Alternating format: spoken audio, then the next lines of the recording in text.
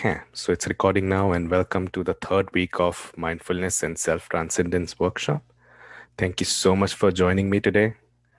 I will be, like every week, the first round is going to be focusing on cultivating and continuing to cultivate the mindfulness practice, which is very basic, focusing on your breathing and to enhance the concentration. And then in the second round, which we started last week, is to dive into the self transcendence piece, or many names are there to like denote that, or understanding what non-dual awareness is, or what is the true self. So there are so many ways to describe that, but that is going to be more contemplative, like discussion, question answer based. At the same time, very uh, will involve some meditation practice as well. So this is like the two way. These are the two ways we are trying to like do this workshop. And again, your questions make the experience more like high quality, and also like takes us to a direction that is meaningful for everyone. So please feel free to like ask questions and really like interrupt me if you feel like in the moment. So let's begin with checking in. How was your last week and how your practice, like meditation practice, has been? If you have been able to practice, if you have not been able to, everything is welcome here. I'm just checking in how everyone is doing, because I like to offer sort of support in having a practice. That's part of the workshop.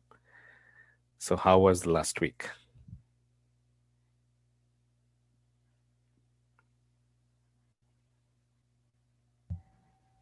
I think for me, sorry. No, please go ahead. Please go ahead. It's okay. Thank you. I think for me, I started meditating a little bit more now. I found last night I had to do a meditation. I'm also on another mindfulness course, and I've joined these courses to be motivated in a group environment. And I found yesterday I experienced a lot of resistance. I was like, oh, I don't want to do it, don't want to do it, don't want to do it. And I said to myself, just set an intention, just do it. It's going to be 5 minutes, intention.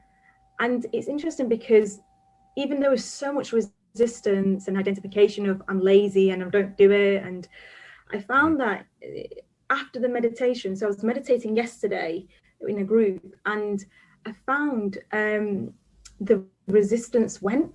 It dropped, and I settled into the practice after like 15, 20 minutes, and I felt calmer. So for me, I've been struggling with being motivated for a while. And yesterday I kind of reflected on it, and yeah, I feel really good that I'm starting again to kind of be in the mood for mindfulness again. Thank you so much for sharing. And I totally understand both the aspects, the resistance and then the suddenly dropping in. And that's both are part of the practice. But thank you for being so genuine and like for sharing that personal experience here. Yes. Who wants to go next? And before, I want to inform James P. Thank you so much for joining us. We are just checking in how the practice has been. Also, it's like a broad question. If you have a practice, or like how it has been going. If you don't have it, that's okay. But yeah, we are just checking in how the practice has been going. And Pallavi was going next. Sorry, you can call me as Yesh. Yes. Yeah. Okay. Yesh. Yeah. Okay. So for me, the idea of meditation is I don't want to be time bound. Like so for me, if you ask, do I sit and meditate? Like, do I take out time and sit and meditate? I think it happens very rarely. But each time, whenever I remember I need to calm down my mind and I have to be present, then I practice it such way. But Shivaratri, Thursday, it was really good. I was awake all the night and I meditated. Like I sat and meditated. It was really good. Yeah, since like past 2 days, it's been like really good. My state of mind has really improved a lot, and I'm feeling positive more. Yeah, Yes. Yeah. Thank you so much for sharing. thank you. Yeah. And so I call you Yash. Yeah, Is you can call me Yash. yes. It's actually Yashwanti, but you Yashwanti. can call me Yash. Yeah. Yes. Okay. I'm sorry if I mispronounced your name, No, but it's yeah. okay. Yeah. But Yeah. thank you for sharing. And then, yes. So Mahashivratri, if people who do not know, is like the birth, I think I may be wrong, birthday of Lord Shiva in Hinduism. And then they celebrate it by meditating all night. And I think Yeah. they stay awake all night. And Yeah, they stay awake. They yeah, fast also. yeah, So yeah. yes. So there's a fasting and a huge like group meditation happening. And one really important thing is it's like no moon night. So there's no moon. And usually moon is associated with like when there's full moon, it's associated with like emotions going up, like waves going up. And where there's no moon, like it's like low activity. So that's kind of one of the themes that it has been chosen for the night of meditation for everyone, like as a group. So yeah. Yeah. So what they say is during this no moon day, so basically whichever state you are in, it will actually elevate that feeling or that emotion. So if Mm, you're really positive and for actually meditators for mm, seeking, mm. it will help a lot for them. Okay. Okay. Thank you for adding that. I'm not very much aware. I was just trying to share what I know, but thank you for adding Yeah. that information. Yeah. Okay. So I want to welcome, okay, I think Joanna, I'm sorry if I mispronounce your name. Welcome to the workshop. And again, we are just sharing how your practice has been in past and any barriers that have come up, just checking in before we go to the first mindfulness like meditation round. And welcome to the group. Who wants to go next?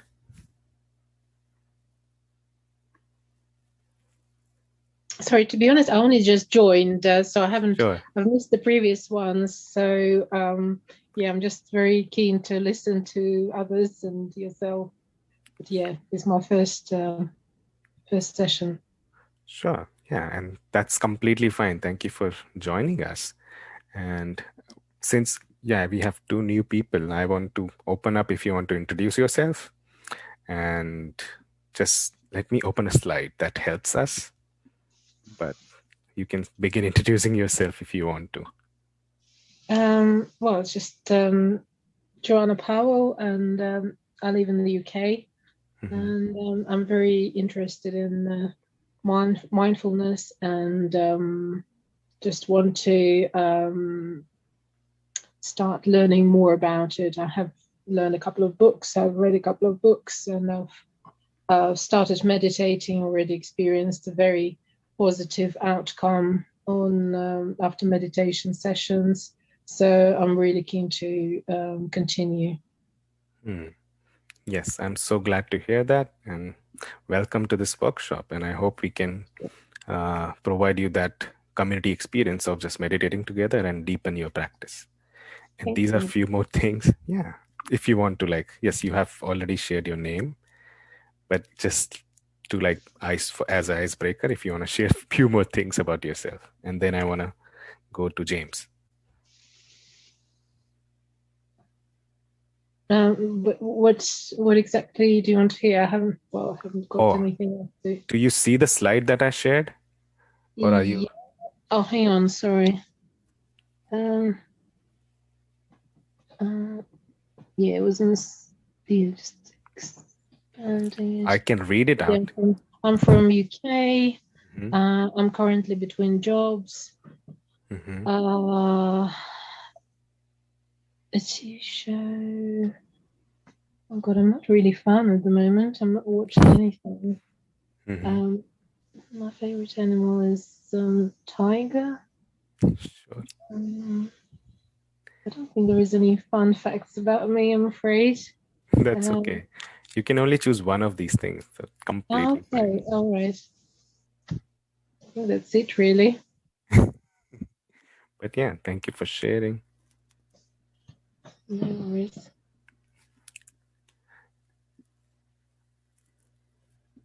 James, would you like to go next? Okay, I'll go next. It's nice meeting you guys. First of all, and thank you, Mahib, for for having this great introduction. Is I guess one of the first things I heard in this morning, which is like mindfulness, and it's already like calming me down and like having me like I kind of feel like I'm ready to start my day. Yeah, so my name is James, and I'm from Shenzhen, China, and that's the southern part of the country. And I got out of college this time last year. I studied cognitive science and economics. So right now, I'm kind of on a gap year before attending graduate school in data science.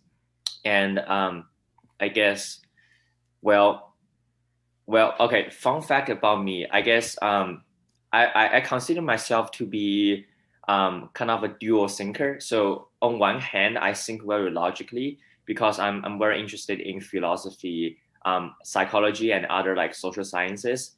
So I'm really into like intellectual stuff that is grounded in science or some other like more transcendental logic.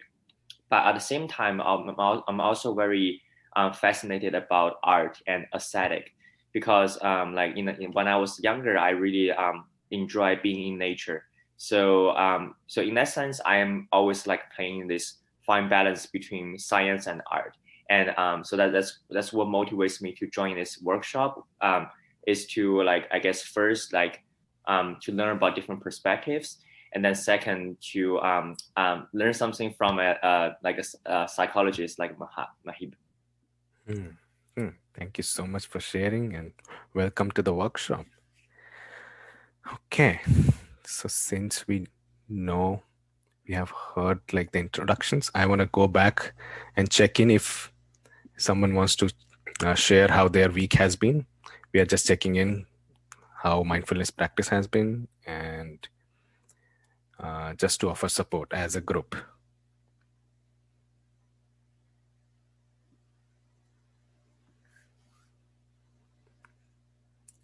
Okay, and it's completely fine to not share.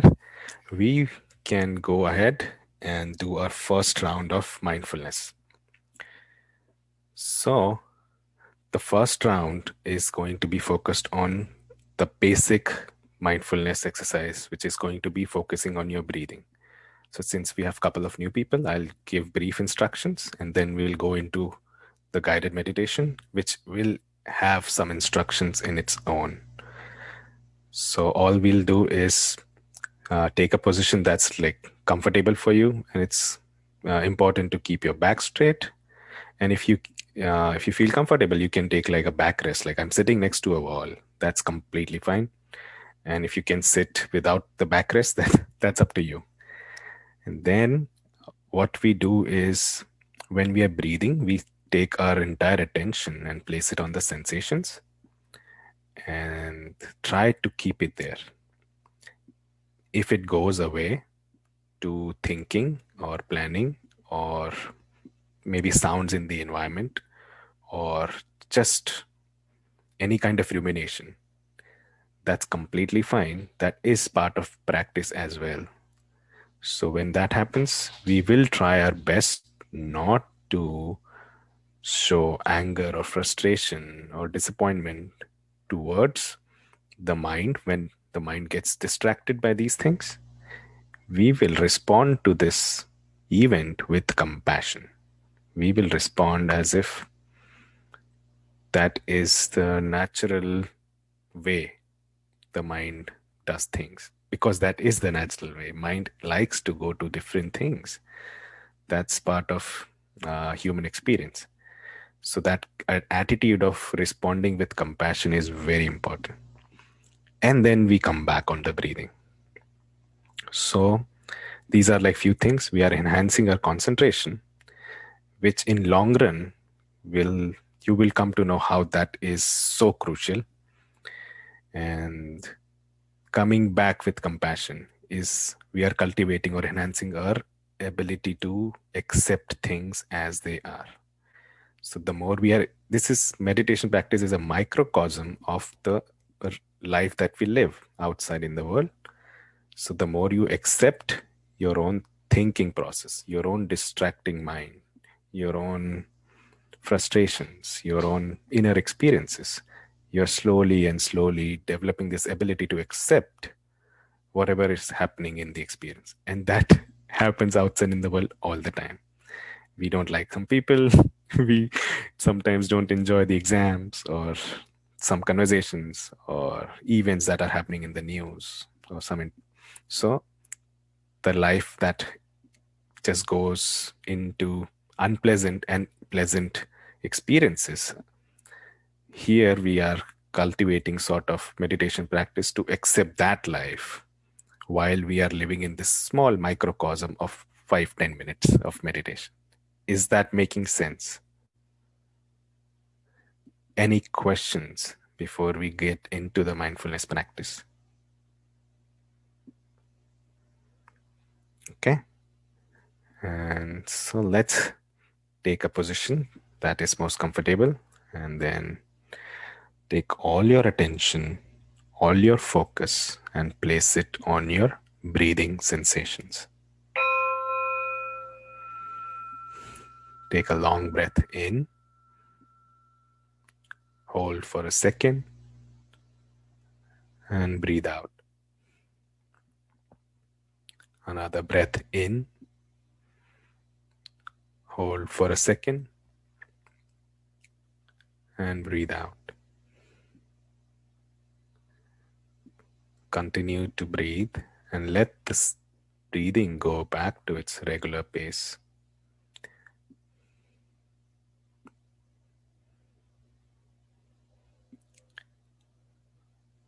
But maintain your attention there. Notice the expansion of your lungs and stomach. Notice how you feel on your nostrils each time the air goes in and each time the air goes out.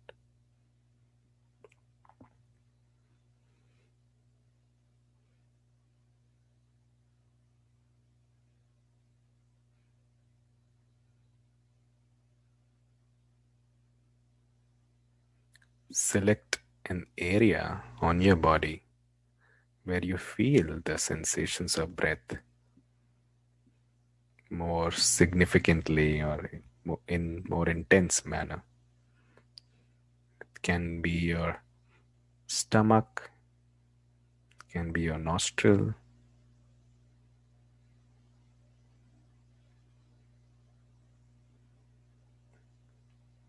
whichever part you feel your sensations of breath more deeply. Be there and keep noticing.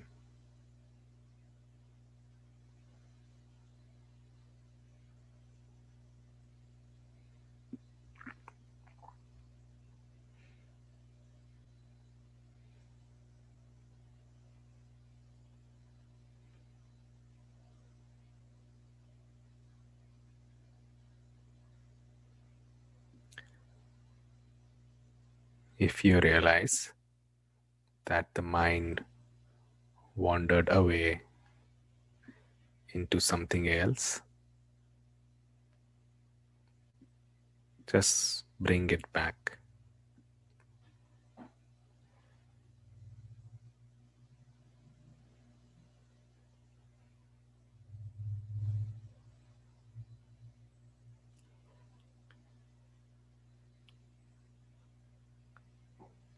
If the mind goes to a certain sound or to planning of the future or just any kind of thinking about events from the past, that's okay. That is what the mind does. All we are going to do is pick it up and place it on the breathing sensation.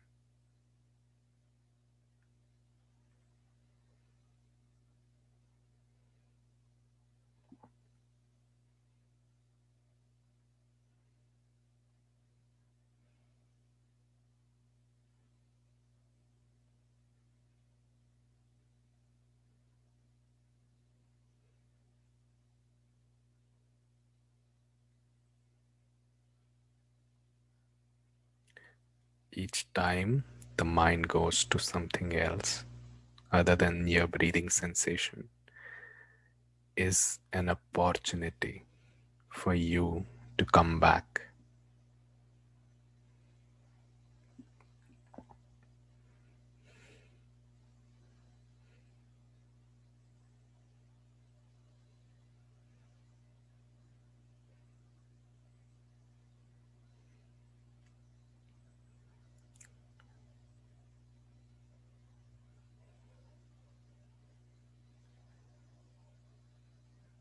And each time you come back, you're building your brain muscle.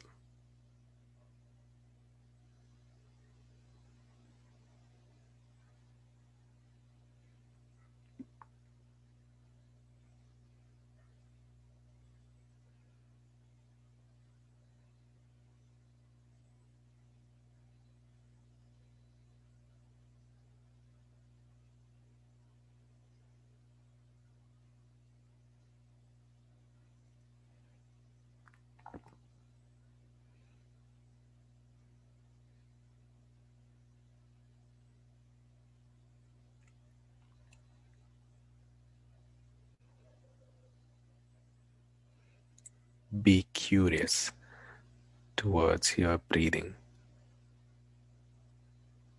as if this is the most important, most significant experience.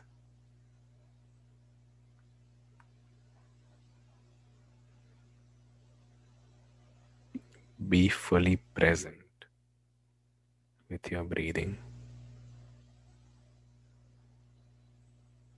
as if nothing else is happening but the breath.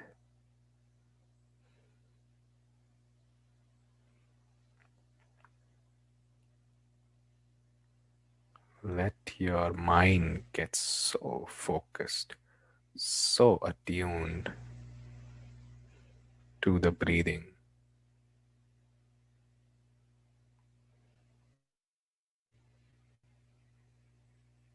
that you become one with the process of breathing itself.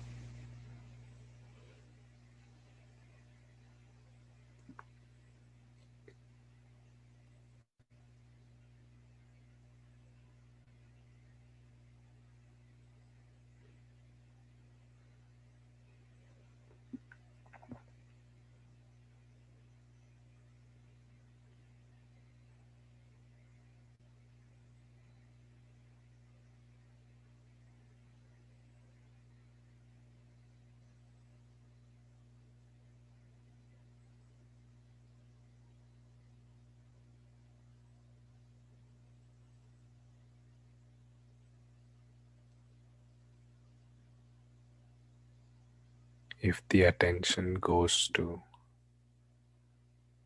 other things, be compassionate towards the mind, and with acceptance, bring it back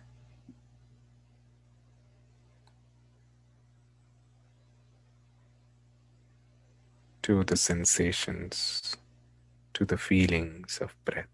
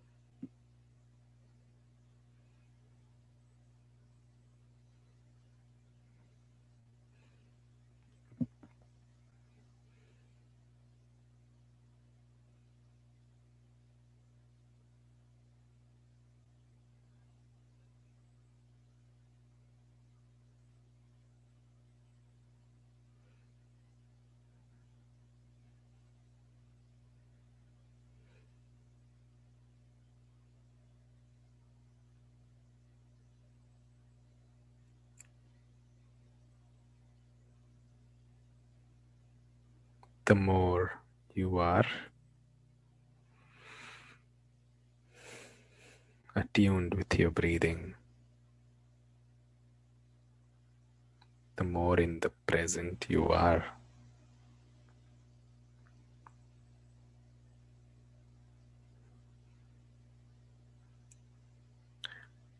Or the more in the present, the mind gets grounded.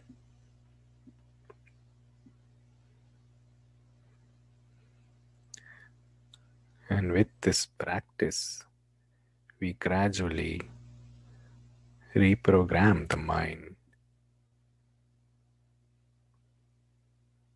to keep coming back to the moment, to this moment.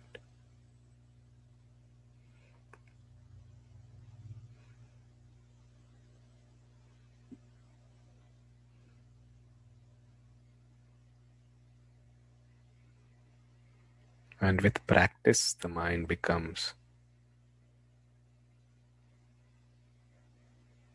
more and more used to of coming or staying in the moment, as opposed to roaming around in the past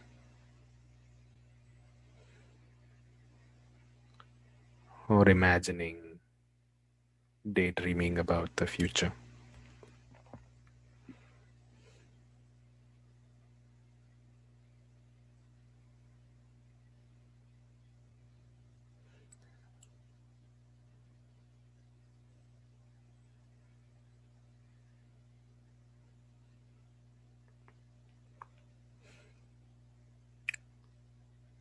So pay attention to the breathing. Keep bringing your mind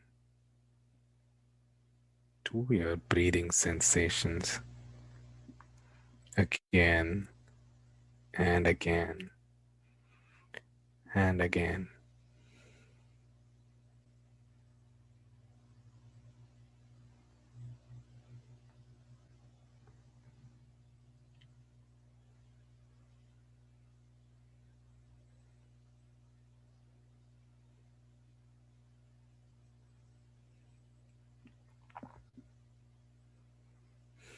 And with that thought or insight, let's take a long breath in together and breathe out.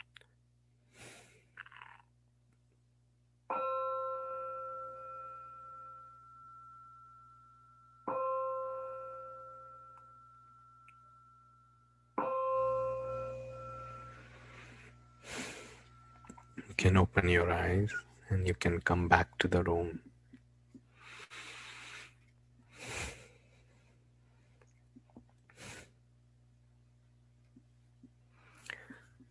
Okay, so now is the time that we share how the experience was, what happened, or were you able to practice easily, or what barriers might have come up. And before I open it to others, I will share my experience so that you understand what we are doing. So for me, it looked a little different because I'm guiding, because I'm speaking. But of course, I noticed my mind coming up with like so many thoughts, like, oh, what am I going to do next? Or are they getting bored? So my mind was so worried about what all of you might be thinking. So, but my mind likes to have that. It derives pleasure when other people are having a good time, or if other people get bored, the mind gets like very frustrated with that. So it did go into that thinking. And then it also noticed like, oh, if is someone trying to get into the Zoom, because I already have a lot of anxiety about Zoom technology management. That's not my area. So I did notice those thoughts, but I did also stay really like focused on the speaking or whatever guiding meditation thoughts were arising or out of my consciousness, I was very attuned to that and I kept on speaking whatever came out genuinely. So that was sort of my experience. Who wants to share how their experience was?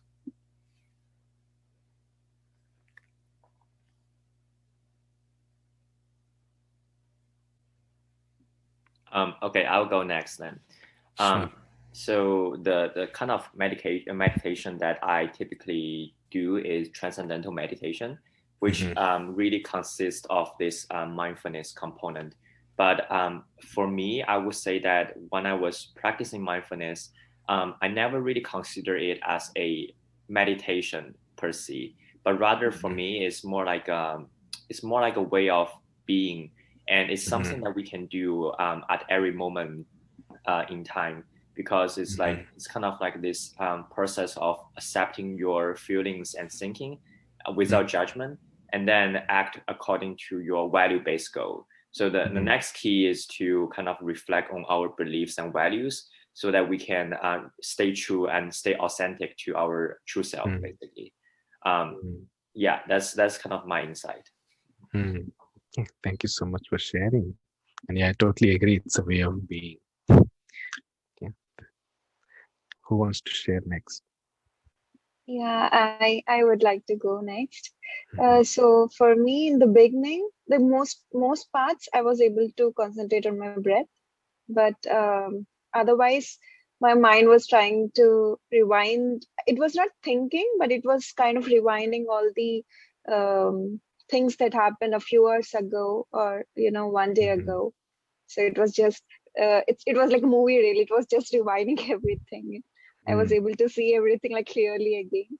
Yeah, I was not worrying about future, but yeah, it was rewinding everything. Yeah. Yeah. I do want to say really good noticing. You noticed really well wherever the mind was going. So you were Yeah. noticing and the mind was going. So well done. Thank you. Anyone else who wants to share how their experience of practice was? Yeah, I want to share. For me, it was a bit challenging because I find on a Saturday, so in the UK, it's like 3:00, and I find this, I'm really tired around this time. So I feel quite tired around this time on a weekend. So I experienced a bit of pain in my body, and that's a barrier. So I think you mentioned what barriers are, and I certainly find pain becomes, sometimes quite hard to be in the present moment. And also something which I've found helpful is last week when we talked about there's no concept of the future and the past, and only the present moment. And what I've started doing is every time my mind wanders to the future, I go, it doesn't actually exist. I've become quite cynical. I kind of go, a load of lies, don't believe it, come back. So I know it sounds quite cynical, but I've almost I think I've started doing that in my head. Maybe I should do it a bit more kinder, more compassionately, but I do go, when the future starts coming up, I just go, yeah, we'll deal with it when it comes, not listening to this, coming back. So I've started using that from last week, and I think if I do that enough, I wonder what happens. So I'm a bit curious about that. Yeah, thank you so much for sharing. That's such an interesting train of thoughts. And yeah, firstly, if physical pain comes in, that's really hard. And I know that from my own experiences of going to retreats. Like I have been to 10-day retreats and my back starts hurting. It's too much. So I know how physical pain can really become a barrier. But that's part of the practice too. So we can talk about it more if you wish to, and I'm sure that will come up. And then secondly, I want to pay attention to your other comment about there is no other time but the present. And then we did talk about it last week, so I just want to revise it or give a small summary for the others. We did In the second round, we do more contemplative practices about like maybe non-dual awareness or transcendental meditation. And that's when we just sort of, last week, we kind of through discussion broke down the concept of time with like simple questioning and stuff.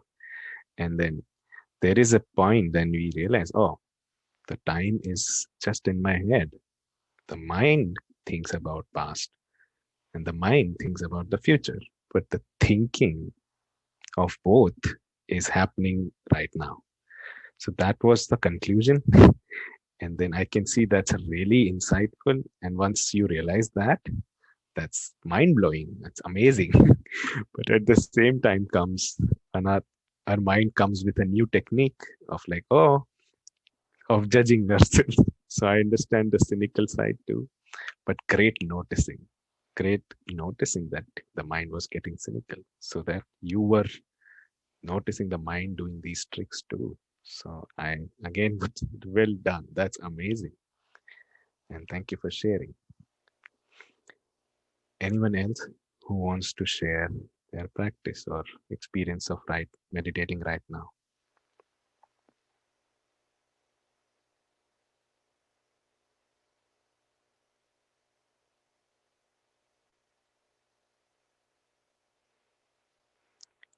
Okay.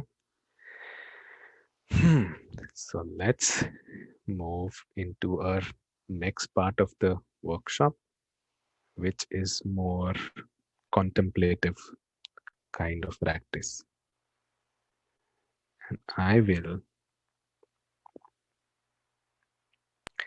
And for this part, I will need more of your engagement, because I can show you things, I can keep talking, but that's not my style.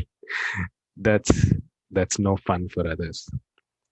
What really helps is, and I think I mentioned it the last week or before that, each individual has a teacher within them or a guide who knows what to do next. We are not able to listen to them. That's it. So it's not like I am here to teach. I am here to be a space where the inner teachers in all of you and me too can come up. So that this is the portion that we are going to just maybe like use a little text or maybe a quote and interpret it and share our insight as a group. So let's go to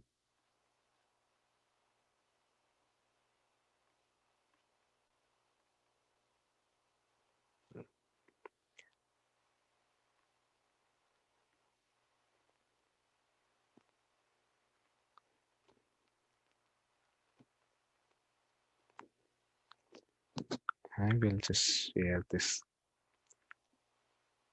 It's just a very small quote from Rumi, and I have it in my room also. It's like very small, but says a lot. So I will just, if you can see it, great. If you cannot, I will read it out loud. And I want to ask what comes to your mind when you listen to this or when you see this quote. So it says, silence is an ocean. Speech is a river. When the ocean is searching for you, don't walk into the river. Listen to the ocean. What comes to your mind?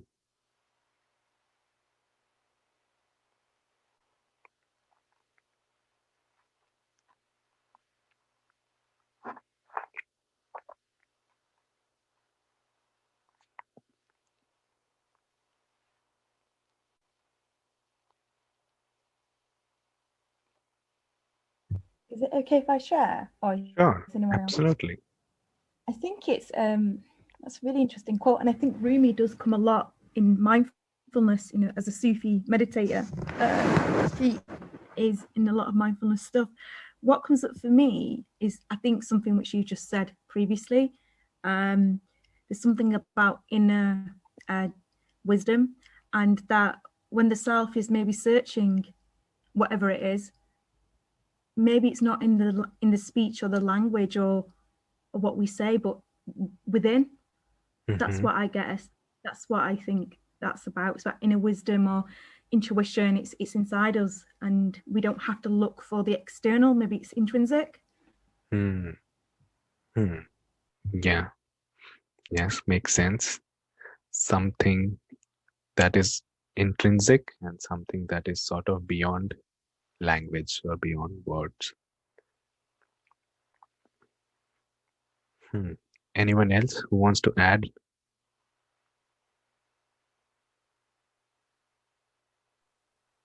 Hi. Yes. So what I interpreted from this is like when you silence your mind, something else, switches on, which you can call as higher intelligence or something. So speech here, I would take it as thoughts. So when you silence your mind down, so the higher intelligence switches on and you have to listen to it.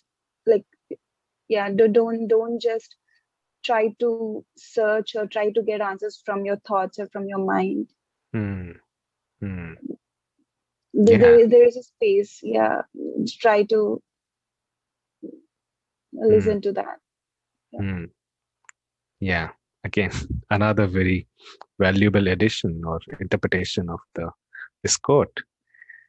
Yeah, we end up listening to our mind so much and our thoughts so much. To be more precise, we keep listening to our thoughts, or this, do this, and do that, and like it's constant chatter happening, and we believe that to be true. And what's worse is we believe that to be ourselves. This is me. The thoughts, whatever thoughts are saying, we take that narrative as to be a description of who we are, or as a description of reality many times. So this Rumi is just pointing out towards something. Listen to the other. Listen to, I know this is happening. The river is flowing, the speech is happening, thoughts are happening constantly, but listen to the absence of speech. Listen to the silence. Anyone else for whom something is coming up?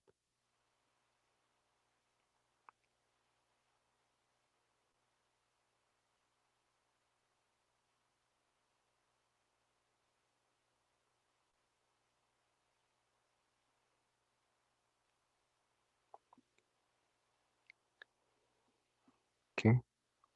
Feel free to interrupt me if you have another thing, but I want to now move on to a small video. And that will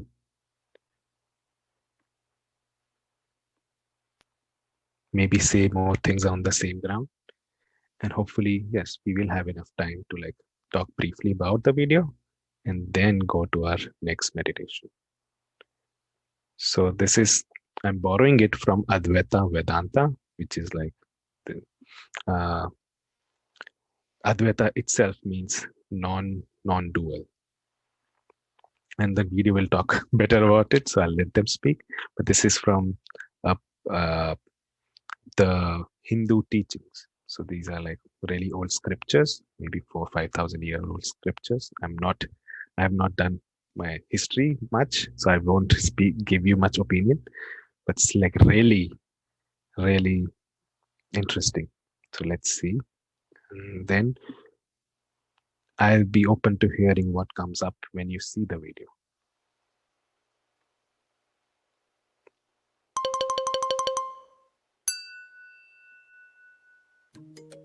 Non-dualism, often denoted with the Sanskrit terms Advaita or Advaya, is a metaphysical concept that literally means not two.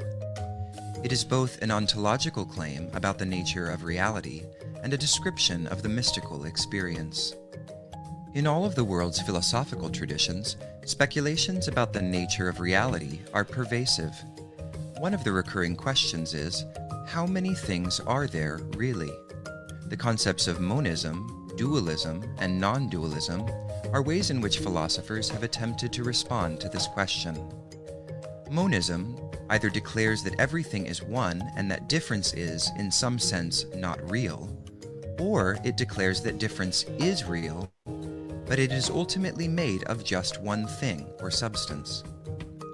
Much New Age discourse, rooted in the idea that everything is one, is an example of monism.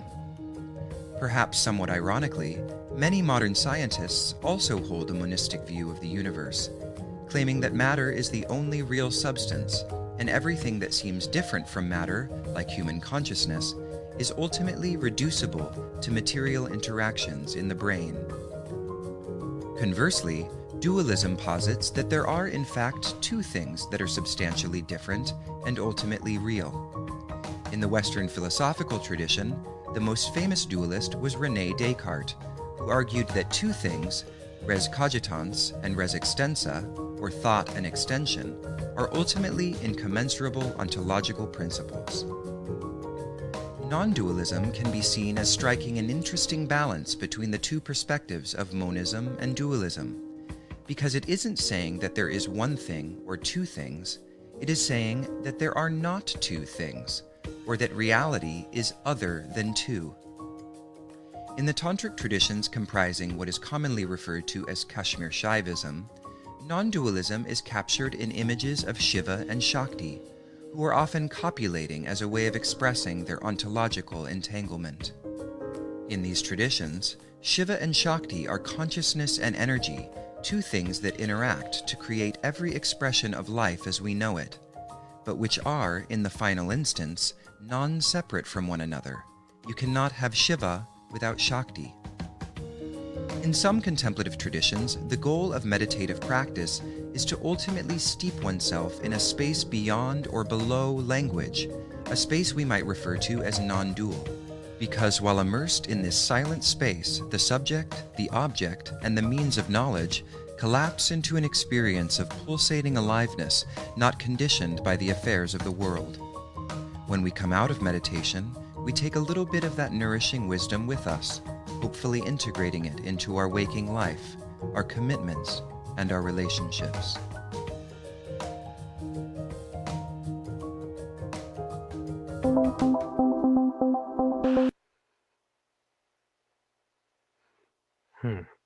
Okay. So that was an interesting video. I'm so glad I found it. But yeah, that is non-dualism. Anything that came up that you want to share or ask?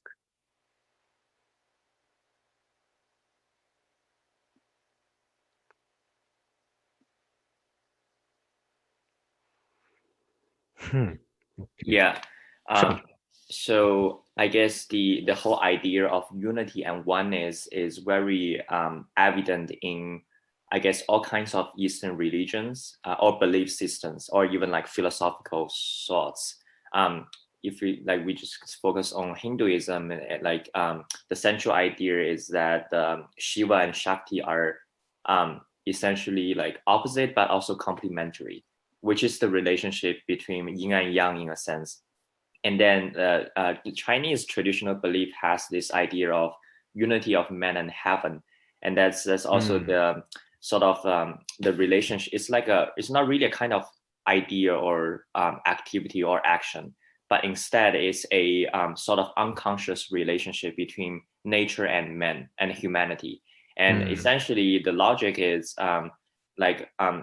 suppose, let's say Shakti is born into the world through Shiva, but at the same time, Shakti is giving a reason for Shiva to exist. So basically, within Shiva there is Shakti, and then without Shakti, then Shiva doesn't need to exist. This is kind of thinking, and then so if you look at this pair of Shiva and Shakti, or man and heaven, this relationship is something that is always true in at all levels and across time, basically, if you look at this like integratively.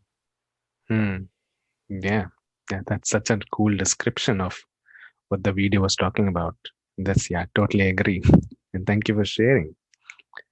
What about others? Also, like if something that was confusing, we are also like, We are trying to understand what it is. Anything else that came up, or a question that comes up in you?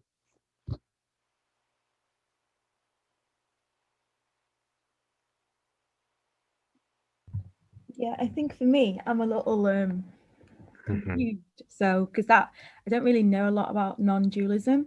So, what I hear you say, I think, is that there's two parts of us, or in faith, there's two parts, and they coexist, and they become one. That's what I think I understood. Is that right? Is that the same with the yin and the yang? So yes, they coexist and they become one. So in linear time, we can say they become one, but essentially they are already one. So it's very hard to put it into words, but I'll try. Let's say a very easy, or maybe like easier than other examples that I like to use metaphorically to describe this is, what is light? There's like this light falling onto the objects that you might see, like my body, my headphones, my shirt. So there is light here in the absolutely open space. There is light, but where you actually see it is when it gets a surface which reflects it back. So it only becomes visible when there's a surface area.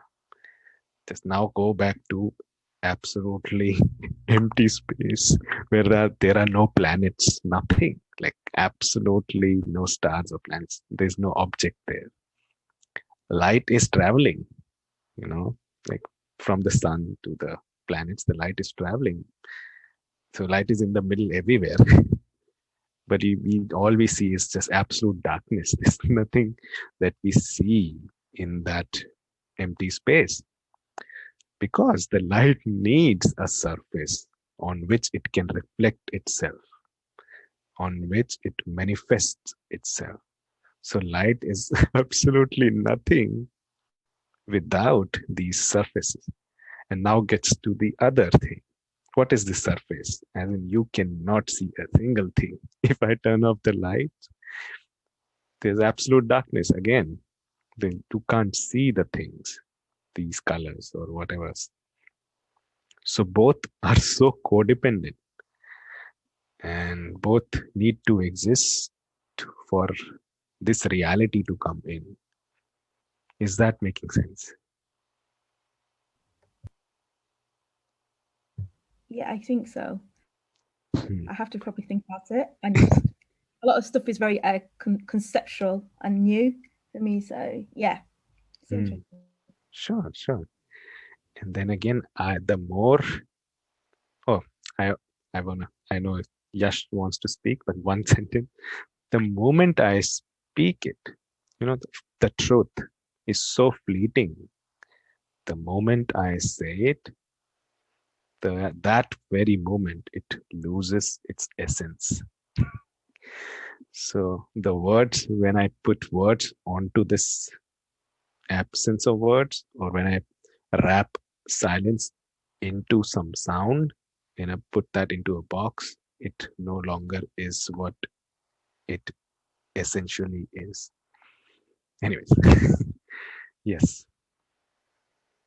Yeah, so from my understanding, normally Shiva, what does Shiva means? It means like Shunya, means nothing. It's like a space.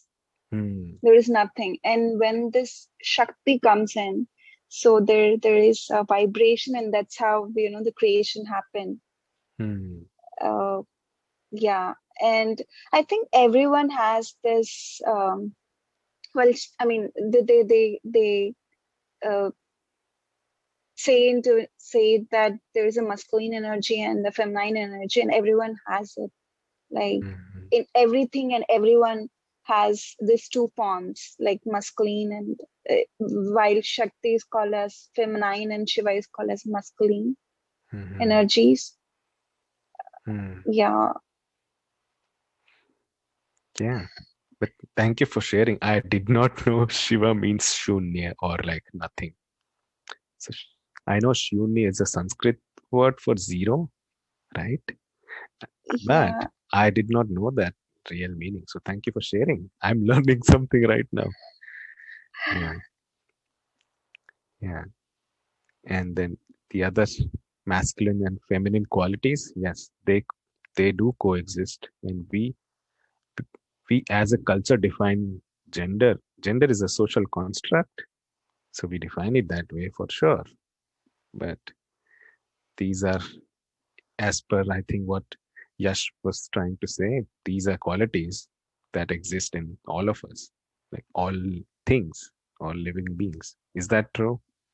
Yeah, I'm sorry, I'm not able to articulate it well, but next session, yes, I'll just Sure. do some homework and give you the you know more insights. Sure. Yeah, and that's okay. You already added a lot of insight, so it's okay. Don't have to do homework. But thank you for sharing. Anyone else wants to share something that is coming up right now?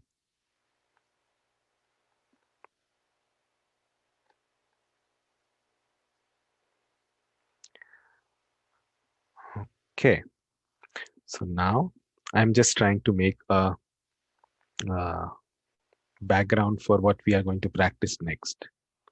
So I know the mind is going to be confused, which, and you, like I said, essentially a deeper part of you all knows what this is, but for the human mind, this is confusing. And I think I've used this metaphor before, just like my hand has 5 fingers, just like the human mind has 5 senses. It can grasp everything that is solid. It can hold everything that is solid. It can never hold empty space. It can never grasp fully what this empty space is, which is everywhere around me, everywhere around you. So the mind is bound to get confused, and that's okay. And the purpose of contemplative practices is watching that video, which parts of it can be so confusing for the mind. Or reading that quote from Rumi. What is silence? What is this? Like this, you can't understand. It's frustrating.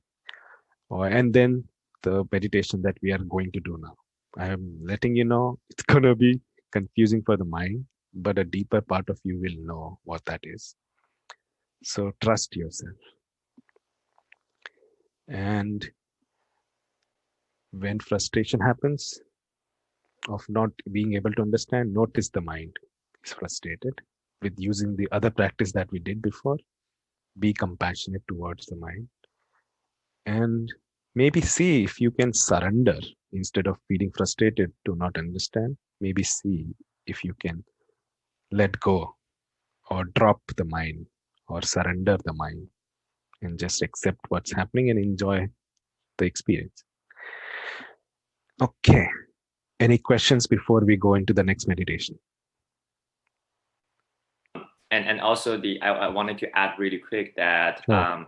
the thing that we just discussed is really like I think I really agree with you in that the conscious mind gets very confused when you analyze it based on logic. But the idea of oneness is meant to be grasped using your intuition or insight. So so you want to kind of look at those like inquiries as a whole factor instead of studying it very rigorously. But so sometimes if you just let loose your mind and let your intuition or your heart tell you what it means, then that's how you get it basically. No, it's not nothing analytical by essence. Yes, yes. Thank you so much for adding that extra thing. Yes, I fully agree. Follow your heart and let your intellectual mind, who wants to just know everything, who wants to understand everything obsessively, let that part of you slow down or surrender. Yeah, And exactly. yes. Yeah, accept whatever you think. Yeah. Yes. Okay. Any other comments or thoughts before we move on?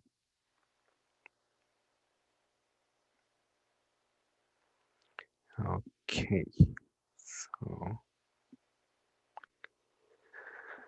again, let's begin with taking a position that's most comfortable for you. And in this, we will definitely get into the meditation, but I'll also read a poem, and which is hopefully focus oriented to confuse the mind a lot, but also uh, bring up bring up certain level of depth to be that non-dual awareness that we just discussed, or to be that absolute silence, what Rumi talks about. So let's begin with simple meditation of focusing on your breathing. Take a position that's most comfortable. Make sure your back is straight. Close your eyes if that helps you concentrate. If you want to keep them open, that's okay. Take a long breath in. Hold for a second and breathe out. Another breath in. Hold for a second and breathe out. Continue to breathe and maintain your attention on the breath.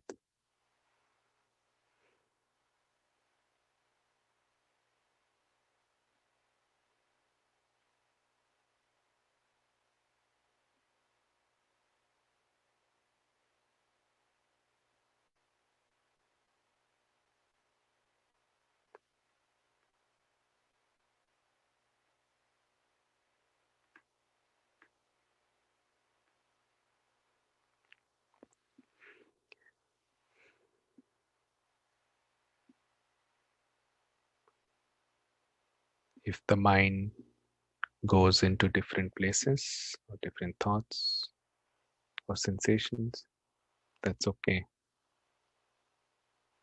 The moment you notice it's going in other places, bring it back on your breathing.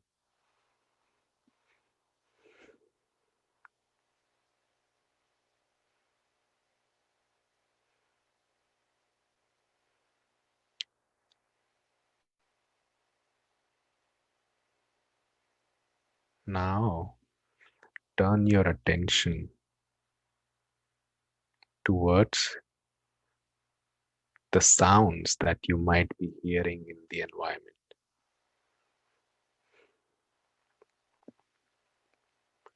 Notice them one by one.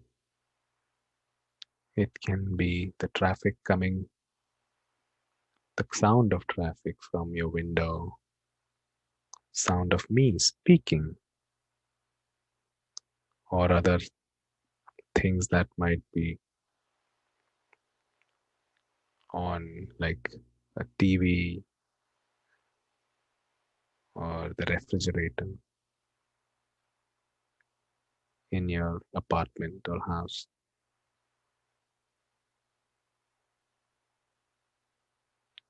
Notice all the sounds that are around you.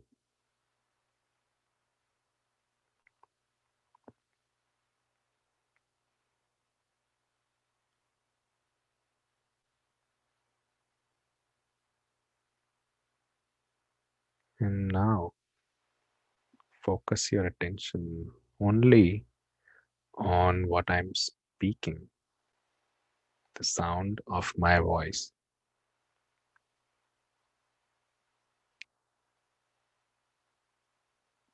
Pay attention to the words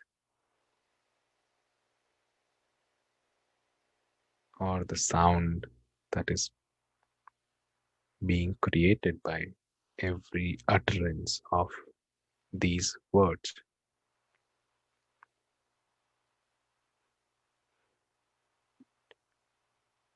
And now simply try to pay attention to the gaps between the words. I am speaking at a pace that is slow, and there are gaps between each word and sentence that I'm speaking. Pay attention to that gap where there is no sound.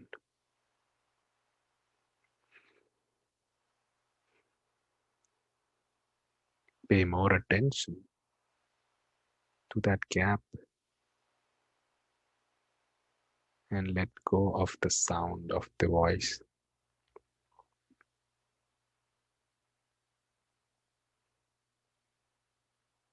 The mind is conditioned to pay attention to the sounds, one of the five senses. However, what can pay attention to that gap, to the absence of all sounds, is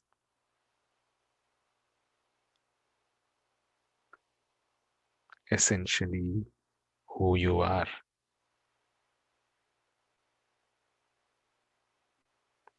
The one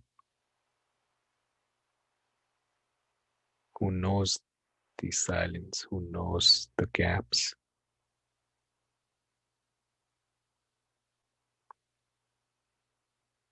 the one who is beyond sounds or words or any description of any language, knows what silence is, knows the gaps between the sounds.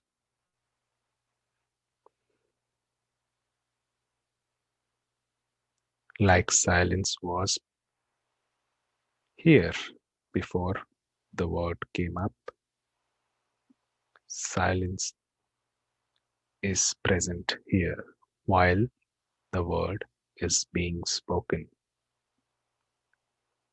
and the silence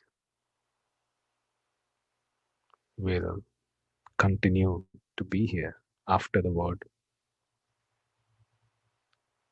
gets over.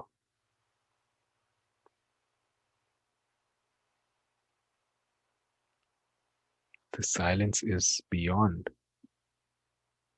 time itself.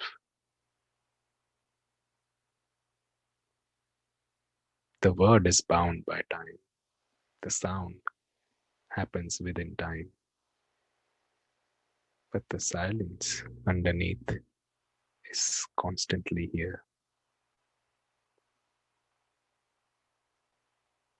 not subject to changes, not subject to time. You know that. And what in you knows that is your essence, is the true self.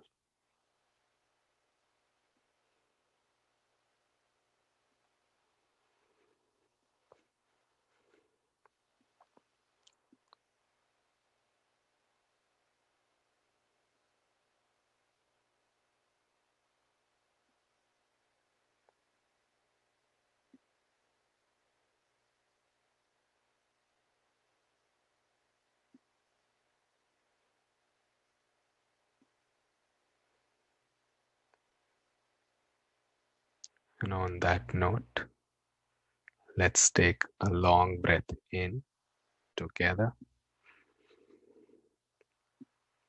and breathe out.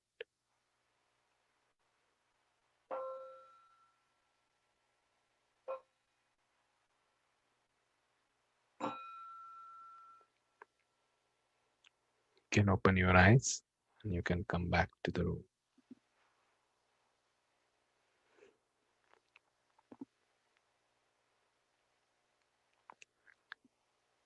Okay. So, how was your experience or what came up? This is a time for you to share.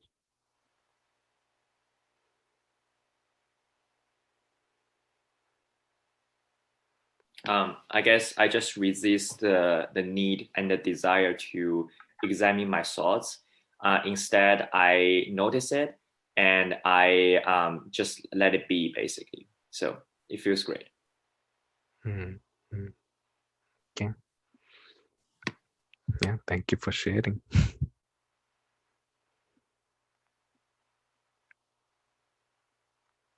How about others? How was your experience? And something that is coming up as a question.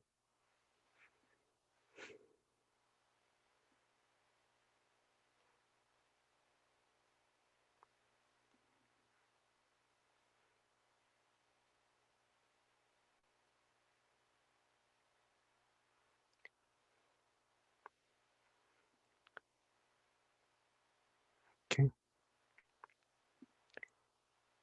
If not, Yeah, sure. just a quick one. So what I not noticed, like noticed in this sitting normally.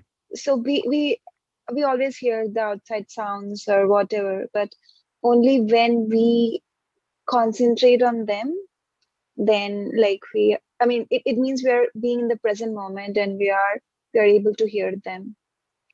So normally we everyone has this compulsive thinking and we are just um, clouded with that thoughts, so we are not able to hear the sounds which which we notice, the maybe the traffic sound or the maybe the minute sound of your which your AC makes, so yeah. So I think when we silence our mind down and we really focus on these things, then yeah, also eventually we will be able to notice the silence as well, like when there is nothing, like yeah. Yeah, yeah, that's true. Most times we don't even realize so many sounds are there in the environment. And when the mind is quiet, all that starts. We realize like, oh my God, we become aware of these things that are already here. But because of attention, our attention is occupied by other things that we do not notice these small things that are around us constantly. And yeah, I hope eventually you notice the silence or hear the silence also.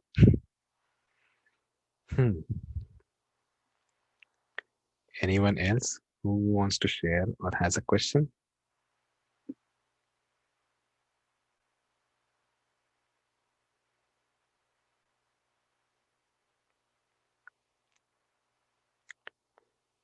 Okay, so if not, I'm just going to read the poem which I was going to during the meditation, but I felt like making space in the middle.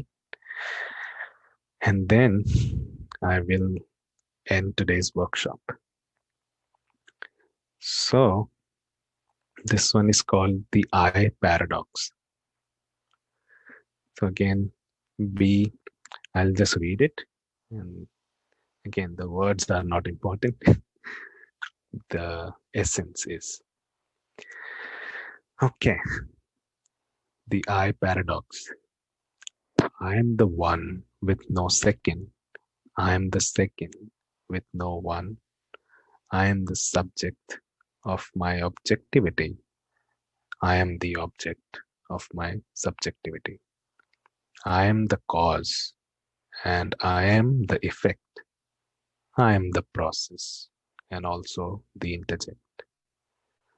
I am the beginning and also the end. I am the enemy and also the friend.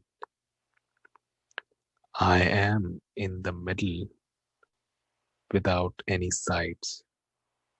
I am the ocean and also the tides. I am in the center without any circumference. I am the transferee and also the transference. I am the shine and also the light. I am the eyes and also the sight. I am here and there at the same time. I am the poet and poetry too of this rhyme. I am no one. I am nothing. Yet I am in everyone and in everything. I am beyond comprehension, yet I am the reason you comprehend. I am beyond imagination, yet you imagine me every second. If you know me, you know it all. But to know me, all knowledge has to fall. This journey seems difficult, but trust me, it's not. Paradoxes are many to pierce your thought. Beyond the thoughts lies the freedom from mind, and beyond the mind lies the freedom from time. When the time is absent, the duality goes away, past becomes present, and future out of the way. In this state of oneness, there is no regret or anticipation. Reality is the one state with no room for imagination. Come and seek, and you will find the bliss. It is no rocket science, but simply acceptance of what is.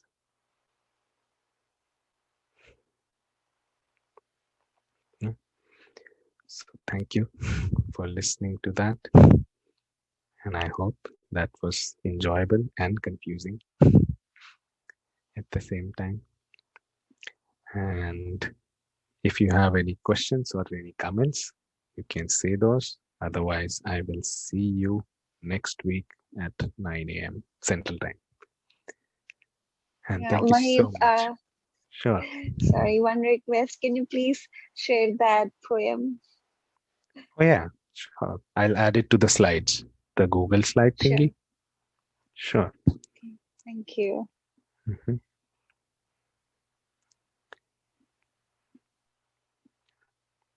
Okay. Thank you so much for joining. And I hope you have a wonderful rest of your week. And I hope you can take this practice in the rest of your day and have a great weekend. Thank you. Thanks a lot. Thank Thanks a you. lot. All right. Thank you so much, Mahib. Sure. Bye bye. Bye bye. Bye. Take care. Bye. You too. Bye bye.